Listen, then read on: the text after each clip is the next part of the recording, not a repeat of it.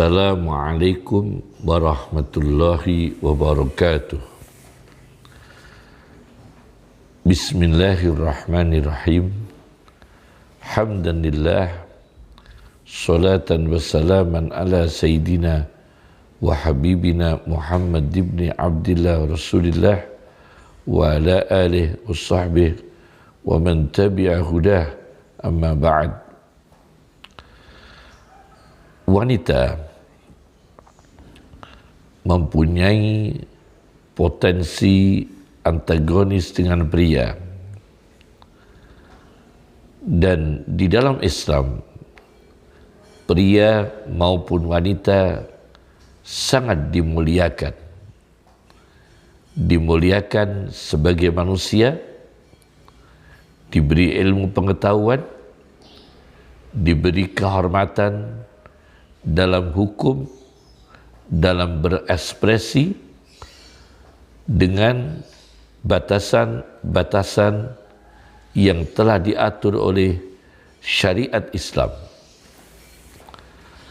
As-Sayyid Dr. Muhammad Alawi Al-Maliki di dalam kitabnya Adabul Islam fi Nidhamil Usrah, sebuah kitab tentang etika Islam dalam berkeluarga, di halaman 13 bab pergaulan, interaksi antara suami istri terkait dengan etika, min adabil isyrah bainaz zawjain. Dr. As-Sayyid Muhammad bin Alawi bin Abbas Al-Maliki mengemukakan satu hadis, ma ra'aitu naqisati aqlin wa dinin. Rasulullah sallallahu alaihi wasallam bersabda, tidaklah aku melihat para wanita yang memiliki kekurangan dalam akalnya, naqisati aqlin wa dinin, dalam agamanya, di dalam akalnya. Terbukti para ilmuwan, para ulama lebih banyak pria daripada wanita. Kekurangan dalam bidang agama, yakni secara khilqah dan fitrah, mempunyai keterbatasan, misalnya masa haid, tidak bisa menunaikan salat, tidak bisa menunaikan puasa, dan keterbatasan-keterbatasan lainnya. Akan tetapi kata Rasulullah, azhaba lilubbil hazimi, mempunyai kekuatan yang lebih bisa menghilangkan kecerdasan akalnya pria yang kokoh. Aku tidak melihat perempuan-perempuan yang kurang secara akal dan agama lebih bisa menghilangkan kecerdasan akalnya pria laki-laki yang kokoh, min ihdakunna, daripada salah satu kalian para wanita, yakni reaksi wanita, antagonis wanita itu bisa berpotensi mengganggu memori, mengganggu kecerdasan, mengganggu kestabilan fikiran kaum pria.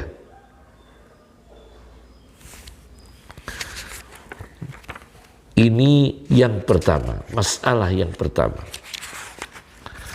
Yang kedua, kalau wanita itu mempunyai potensi reaktif kepada pria, bagaimana kejiwaan para pria yang hebat seperti para nabi dan ulama ketika menghadapi reaksi reaktif antagonis dari kaum wanita, yakni para istri-istri beliau. Masalah yang kedua ini, kejiwaan Nabi yang punya potensi positif menghadapi potensi konflik wanita. Nabi punya potensi positif bagaimana menghadapi potensi konflik dari istrinya, dari wanita. Sebagai contoh ialah apa yang dialami Nabi Yunus alaihi salatu wassalam, dikemukakan oleh Imam Syihabuddin Umar As-Suhrawardi dalam kitab Awariful Ma'arif. Kalau di terbitan Darul Kutub Al-Ilmiyah yang 5 jilid, Ihya Ulumuddin jilid yang kelima.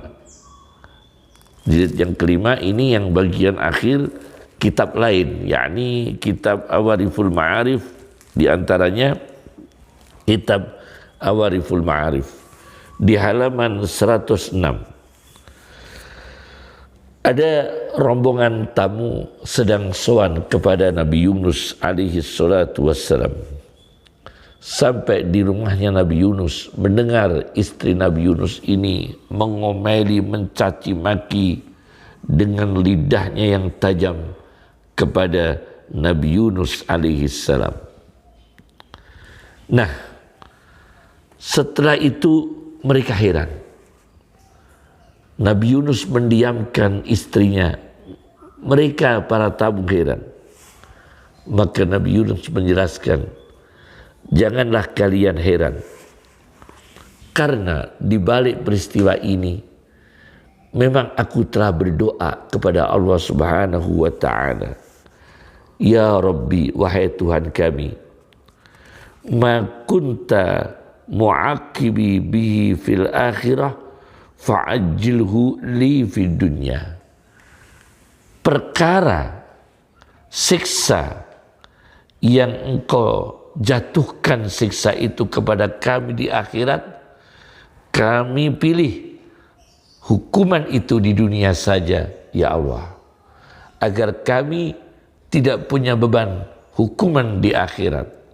Maka hukumlah kami kekurangan kami, hukumlah di dunia. Padahal Nabi Yunus tidak punya dosa, karena semua nabi, semua rasul maksum, terjaga dari dosa. Tapi dengan tawaduknya, kekhilafan kami, kekurangan kami, hukumlah kami di dunia. Maka Allah Subhanahu wa ta'ala memberikan wahyu kepada Nabi Yunus, sesungguhnya hukumanmu ialah kamu menikah dengan putrinya si fulan, kamu akan menghadapi ujian-ujian, tekanan-tekanan setelah menikahi perempuan putrinya si fulan.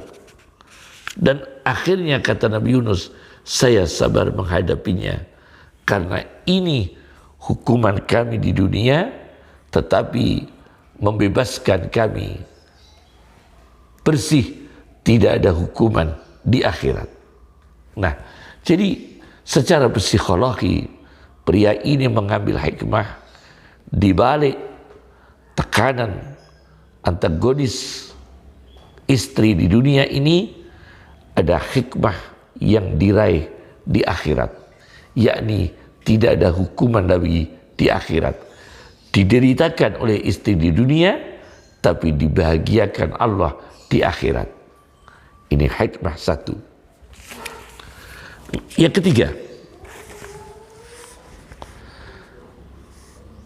karakter keras pria bisa lunak menghadapi potensi antagonis perempuan. Karakter keras pria itu bisa lunak menghadapi potensi konflik reaktif dari wanita, yakni istrinya. Ini saya baca, saya analisis dari kitab Az-Zawajir an Iqtirafil Kabair karya Ibnu Hajar Al-Haytami. tentang Umar bin Khattab yang punya tipologi keras, tetapi dalam kebenaran, tetap keras untuk izzul Islam wal muslimin, kemuliaan Islam dan umat Islam, untuk menyampaikan kebenaran dan keadilan. Umar bin Khattab suatu ketika rumahnya didatangi oleh seorang laki-laki, yang seorang laki-laki itu bertujuan untuk mengadukan istrinya, karena selama di rumah laki-laki itu merasa tertekan batinnya atas tekanan dan sikap dan tindakan istrinya itu yang sangat keras. Begitu nyampe di rumahnya Umar bin Khattab dan di pintu rumahnya Umar bin Khattab, laki-laki itu mendengar Umar bin Khattab sedang diomeli, sedang dicaci maki oleh istrinya. Dan Umar bin Khattab mendiamkan. Akhirnya laki-laki ini pergi, seraya berkata dengan dirinya sendiri, sekelas Umar bin Khattab saja, Amirul Mukminin, pemimpinnya orang-orang beriman, yang memerintah orang-orang beriman, merasakan ujian, dimarahi istrinya, dimusuhi istrinya, itu kelasnya Amirul Mukminin Umar bin Khattab. Akhirnya dia pergi, tapi setelah pergi ketahuan oleh Umar bin Khattab dan dipanggil oleh Umar bin Khattab. Kemudian dijelaskan oleh Umar bin Khattab, kenapa Umar bin Khattab sabar? Karena melihat jasa istrinya. Kata Umar bin Khattab, saya menahan diri. Padahal tipologi Umar itu keras, tapi lunak. Karena apa? Memahami di balik kerasnya istri itu punya kebaikan. Apa kebaikan-kebaikan istri itu? Di antaranya, kata Umar bin Khattab, innaha tabbahatun li ta'ami. Sesungguhnya istriku memasak, merebus makanan untukku. Khubbazatun li khubzi, membuatkan roti untukku. Khuzzalatun li siyabi, mencuci bajuku. Murdi'atun li waladi, menyusui anakku. Nah, jasa-jasa ini yang dikenang, yang diingat di memorinya Umar bin Khattab. Maka Umar bin Khattab ini tidak membalas dengan reaksi, dengan potensi Umar yang keras. Tidak dibalas kekeras dengan keras, tidak. Selama kerasnya istri ini masih wajar, masih koridor yang stadium yang bisa diatasi, dan Umar bin Khattab mendidiknya dengan syariah. Jadi bukan berarti dengan cerita ini, dengan peristiwa ini, perempuan bebas mencaci maki suaminya karena merasa punya jasa kebaikan-kebaikan. Oh, itu tidak boleh.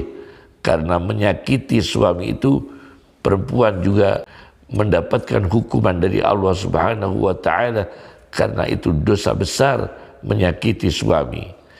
Tetapi yang kita bahas di sini adalah kandungan psikologi, yaitu ilmu jiwa yang diisarakan, terinspirasi dari sikap Umar bin Khattab, yaitu beliau diam dalam keadaan seperti itu, mengingat jasa-jasa dan kebaikan istri.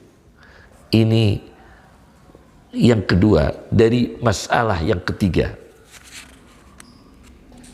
Yang keempat,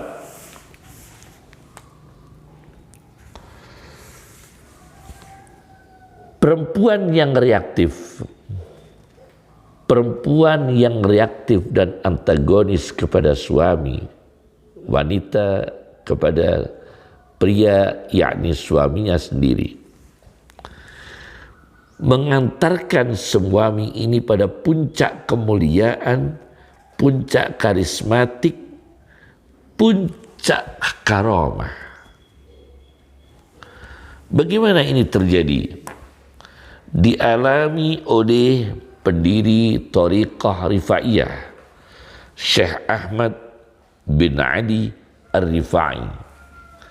Diceritakan di dalam kitab Syadaratud Dahab fi Ahbari Man Dahab, karya Abdul Hayy bin Imad Al-Hambali, di jilid 4 halaman 260-261. Ada seorang laki-laki bermimpi menjumpai Syekh Ahmad bin Ali Ar-Rifai, pendiri Thariqah Rifaiyah, berada di surga fi maq'adi sidqin, di dalam tempat duduk kebenaran, tempat duduk kebenaran di surga.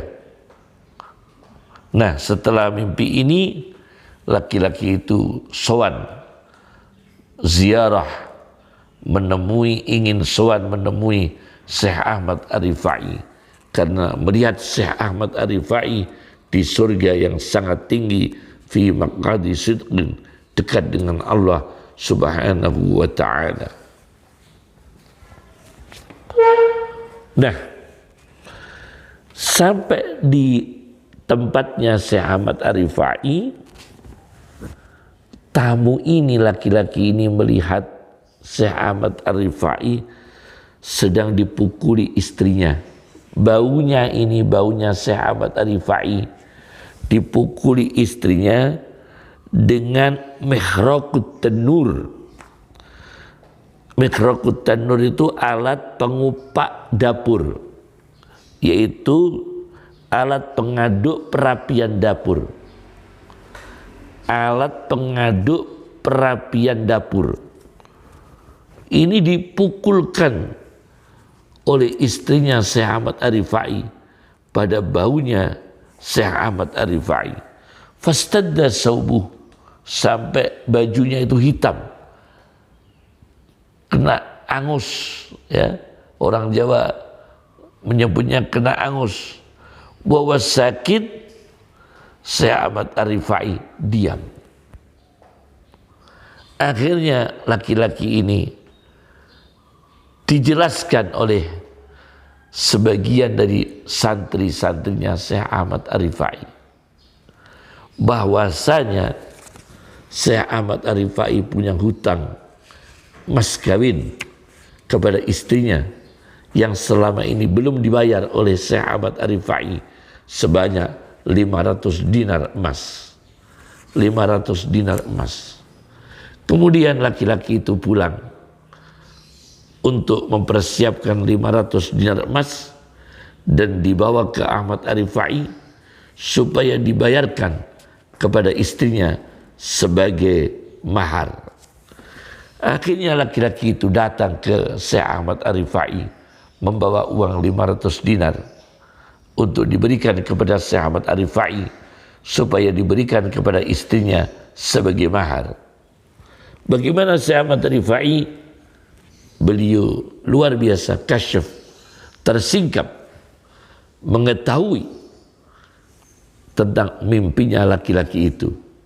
Syekh Ahmad Ar-Rifai mengatakan, kalau aku tidak sabar, laula sabri ala durbiha, menghadapi pukulan istri saya, walisaniha, menghadapi kerasnya lidahnya istri saya, kalau aku tidak sabar, ma ra'aitani fi maq'adi sidqin, maka kamu tidak bermimpi melihatku di surga, di tempat duduk yang benar, dekat dengan Allah Subhanahu wa ta'ala.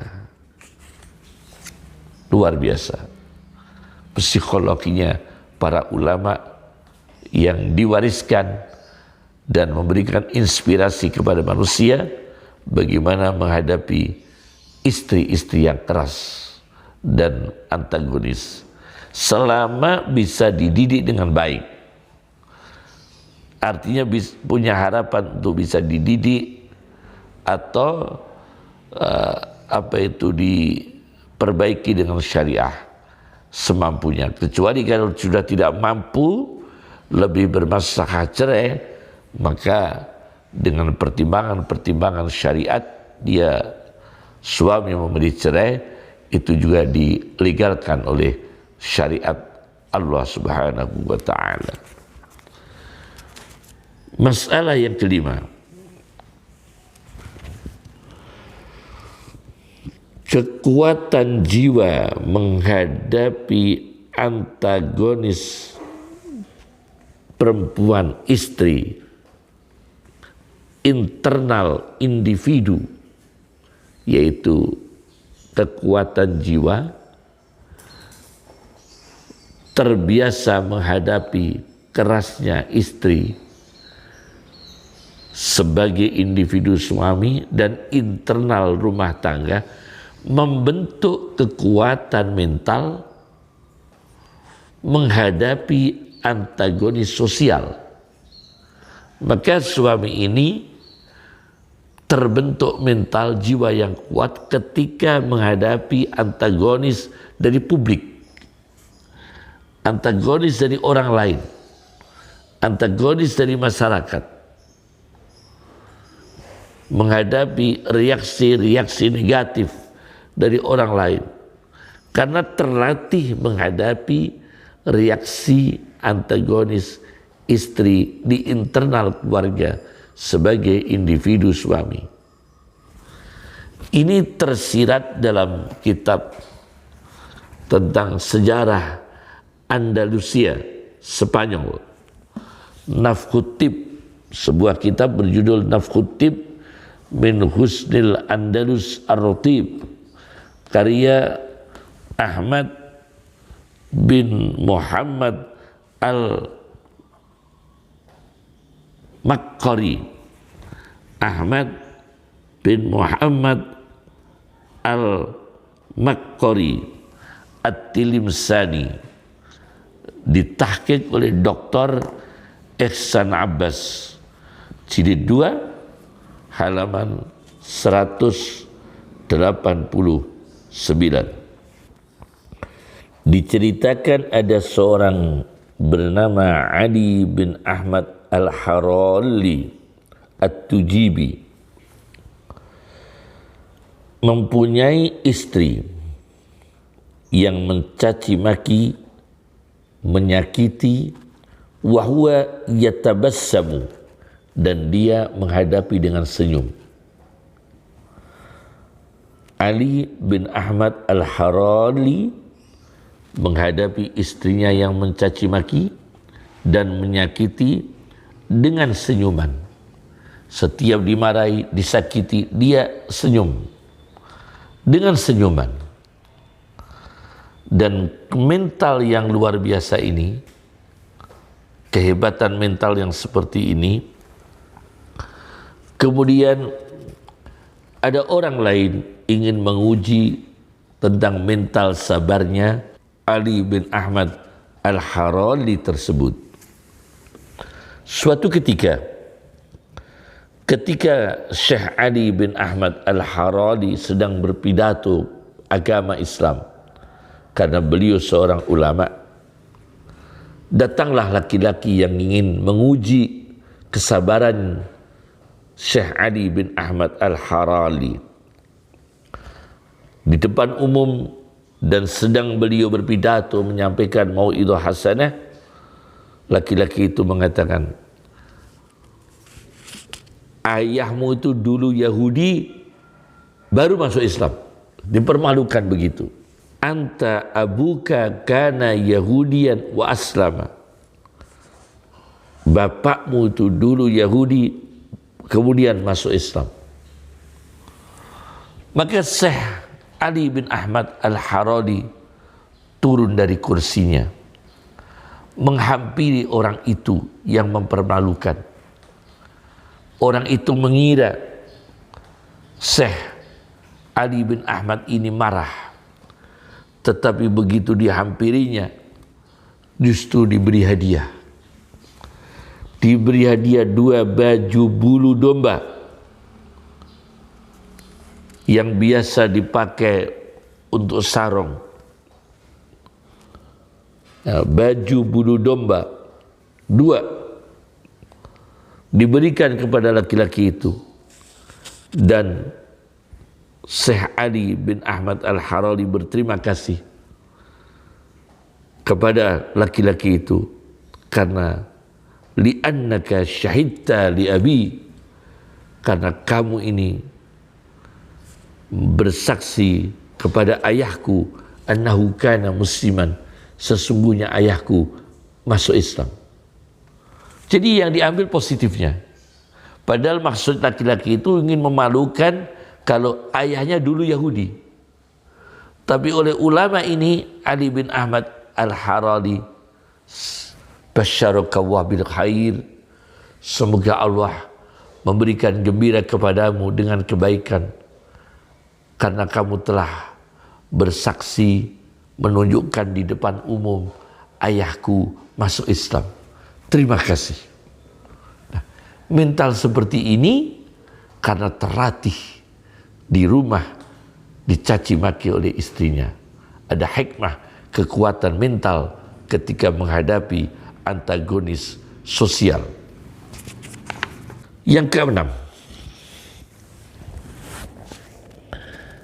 di balik antagonis dan reaksi perempuan atau istri khususnya memunculkan inspirasi, mauhabah rabbaniyah, pemberian ilmu laduni dari Allah Subhanahu wa ta'ala, Tuhan semesta alam. Mauhabah rabbaniyah, inspirasi ilmu laduni itu muncul dan diterima oleh orang-orang yang salih, yang sabar menghadapi keras perlakuan, caci maki dan disakiti oleh istrinya. Saya baca sebuah kitab yang sebetulnya sebagian besar yang saya kemukakan tadi dari nomor 1 sampai nomor 5 sebagian besar saya ambil dari buku-buku induknya yang asli, kitab-kitab induknya yang asli, tapi sudah dijelaskan di dalam kitab yang tipis ini, tapi banyak kasus di dalam kitab ini tentang kehebatan-kehebatan para nabi, para ulama, para wali, para ahli hikmah menghadapi sabar menghadapi kerasnya istri. Sebuah kitab berjudul Sofahat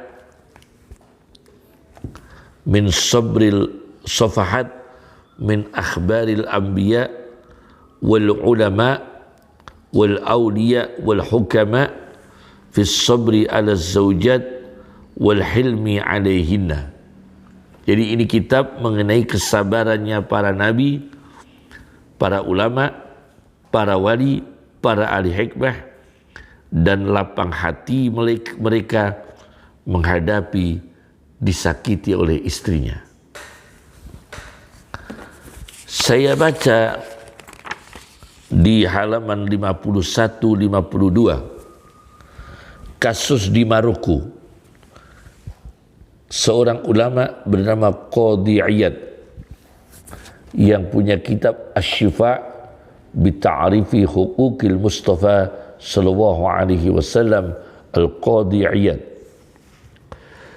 Beliau suatu ketika mengunjungi salah satu sahabatnya, juga seorang ulama pakar fikih Islam, yang sedang selesai mengarang kitab, masih dalam bentuk tulisan tangan atau manuskrip. Kemudian oleh Qadhi Iyad dipinjamlah manuskrip tersebut dan dibacalah oleh Qadhi Iyad di rumah. Dibaca, sangat kagum dengan karya kawannya itu. Suatu malam Qadhi Iyad ini sedang dirayu oleh istrinya, tetapi Qadhi Iyad ini sedang konsentrasi mentelaah manuskrip karya kitab ilmiah karya kawannya itu. Maka istrinya kecewa. Begitu kecewa, pada azan subuh Qadhi Iyad berangkat sholat subuh untuk berjamaah dan mengajarkan ilmu pengetahuan Islam. Dan setibanya dari sholat subuh, pulang ke rumah waktu duhur pulangnya. Begitu sampai di rumah, mencium ada sesuatu yang dibakar, baunya barang yang dibakar. Maka aroma ini dikira oleh Qadhi Iyad adalah istrinya menyiapkan makanan, memasak makanan untuk Qadhi Iyad.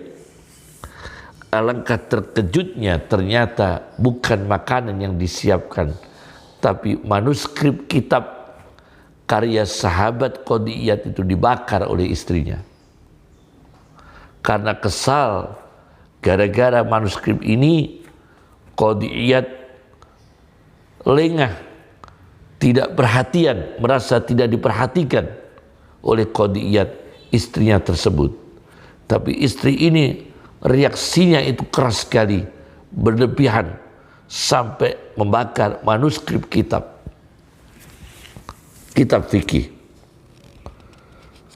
Qadhi Iyad bingung bagaimana cara mengembalikan, karena manuskrip tidak ada fotokopinya, belum ada PDF, belum ada digital.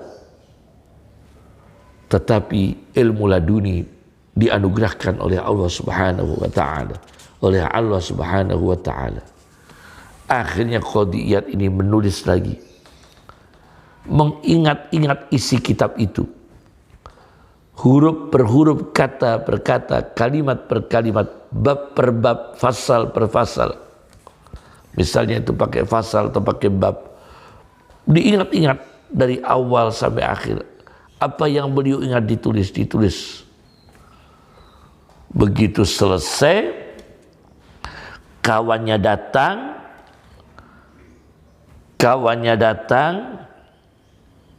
Nah, begitu selesai, begitu selesai dan diberikan kepada kawannya dengan minta maaf dengan peristiwa itu, dan Qadhi Iyad